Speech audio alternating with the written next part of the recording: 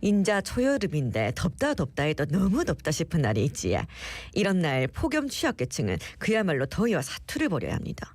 그중에서도 보금자리가 없는 노숙인의 상황은 더욱 심각한데 피할 수 없는 폭염, 이 취약계층을 위한 세밀한 대책이 필요해 보입니다. 관련해가 이야기 나눠보겠습니다. 예, 부산 희망등대 종합지원센터 권기범 부장 전화 연결돼 있습니다. 나와 계시죠? 안녕하십니까? 안녕하십니까?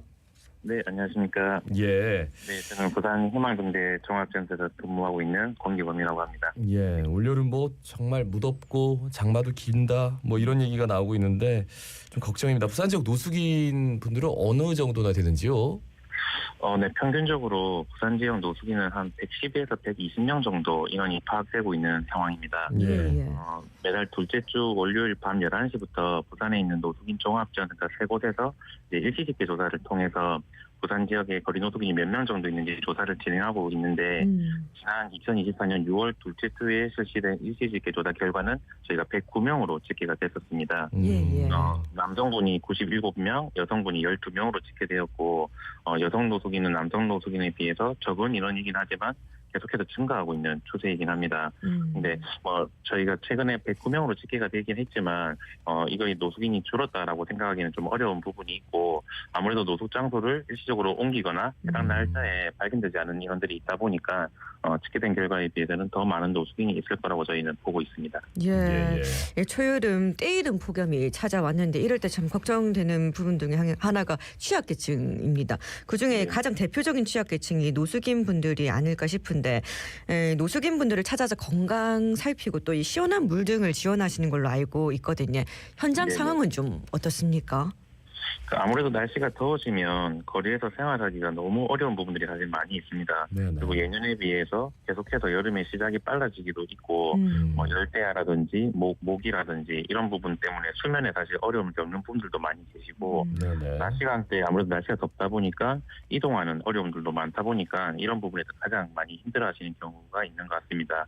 그래서 저희 직원들이 조금이라도 이제 어려움을 해결하고자 일주일에 2번씩 밤 10시부터 새벽 4시까지 노숙인분들 직접 찾아가서 현장 상담과 필요한 물품을 좀 제공하고 있고 주간에도 저희가 수시로 현장 활동 나가서 필요한 물품이라든지 상담 제공하고 있습니다.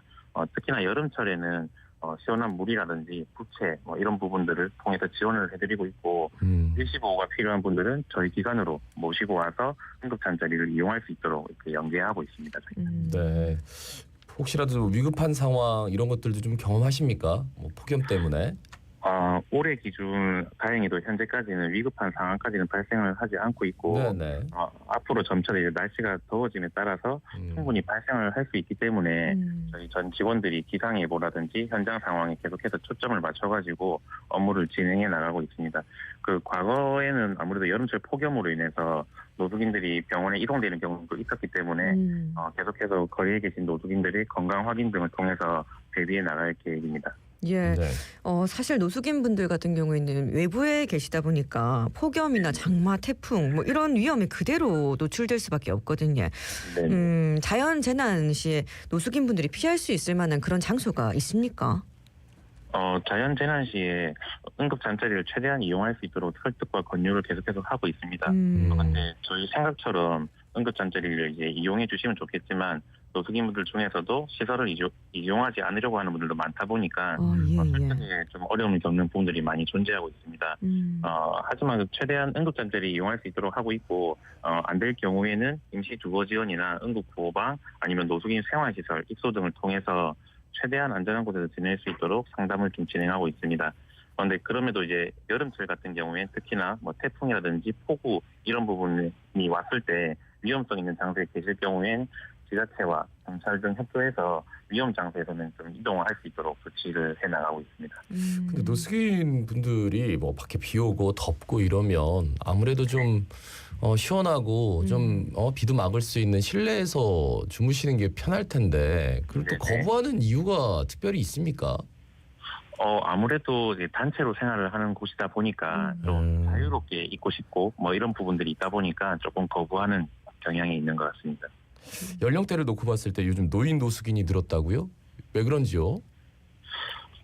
과거에는 이제 IMF로 인해서 실직하는 경우들이 많다 보니까 그런 부분에서 노숙인이 많이 발생을 했었고 보통 5, 60대가 주로 노숙을 하는 경우들이 많이 있었거든요. 예, 예. 근데 현재에도 사실 5, 60대가 가장 많은 비율을 차지하고 있긴 하지만 반대로 노인층보다는 최근에는 청년층 노숙이 좀 증가하고 있는 추세로 저희는 확인이 되고 있고 네네. 노인층의 경우는 이제 4, 50대에 비해서는 구직 활동을 할 수 있는 부분이 적기도 적고 그리고 건강 문제 등으로 노숙이 좀 장기화되는 부분이 있긴 하지만 기초생활 수급이라든지 이런 부분을 통해서 주거지 마련하는 분들이 계시다 보니까 많이 늘고 있지는 않고 반대로 청년층인 이제 20, 30대 분들은 경제적인 문제도 가지고 계시지만 정신과 문제나 가족 해체 문제 등으로 인해서 노숙하는 경우들이 좀 증가하고 있는 추세거든요. 그런데 이분 같은 경우에는 보통 병에 대한 병식도 없고 가족과 같은 지시체계가 없다 보니까 탈노숙을 하지 못하는 경우들이 좀 많이 발생하고 있고 구직 활동을 하더라도 좀 장기간 하지 못하고 또 재노숙을 반복하는 경우들이 계속적으로 나타나고 있는 상황입니다. 예, 청년 노숙인들이 늘고 있다라는 말씀이시고요. 네네. 그렇다면 부산 지역 노숙인 분들의 탈노숙을 위한 지원은 좀 이루어지고 있습니까? 어떻게 됩니까? 우선 저희 기관 같은 이런 노숙인 종합지원센터에서 예. 대상을 이제 발굴을 하고 상담을 통해서 필요한 서비스를 제공을 해나가고 있습니다. 네네. 그 상담을 통해서 노숙인 생활시설로 입소를 하거나 아니면 쪽방 상담소를 통해서 임시주거 지원을 받거나 아니면 뭐 시설이나 쪽방에 거주하고 계신 분들 중에서도 신청을 통해서 이제 임대주택에 입주해서 지역사회에 대해서 정착해서 지내시는 분들이 많이 계십니다. 예. 이 외에도 과거에는 좀 보호 중심의 이런 노숙인 사업이 진행됐다면 최근에는 보호와 더불어서 자립에 초점을 맞추는 사업들이 많이 운영되고 있거든요.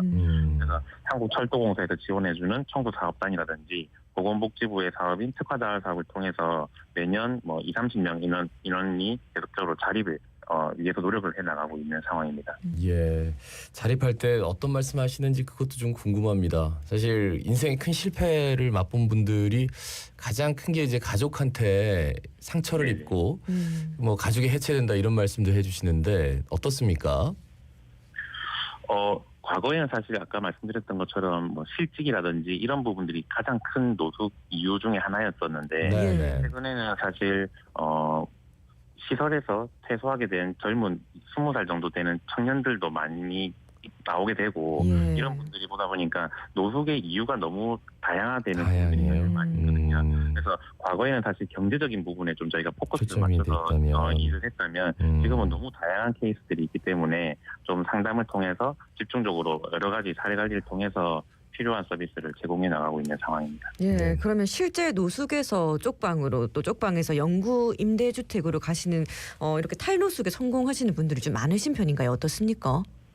네, 많이 계시기도 하는데 예, 또 예. 다시 또 재노숙을 하는 경우들도 있는 것 같고 보통 같은 이제 쪽방 상담소라든지 이런 부분을 통해서 이제 임시주거 지원을 해서 주거지에 지내시는 분들이 굉장히 많이 계시는데 예. 사실 이 영구 임대주택까지 가는 경우는 이 공급 수량에 이제 한계가 있다 보니까 그렇겠죠. 네. 아무래도 많이 못 가는 실정이 있고요. 네네. 그리고 주거지를 구해서 지내시더라도 뭐 알코올 문제라든지 아니면 도박 문제 뭐 이런 부분으로 인해서 주거지를 이제 유지하지 못하고 재노숙하는 경우들도 많이 있습니다.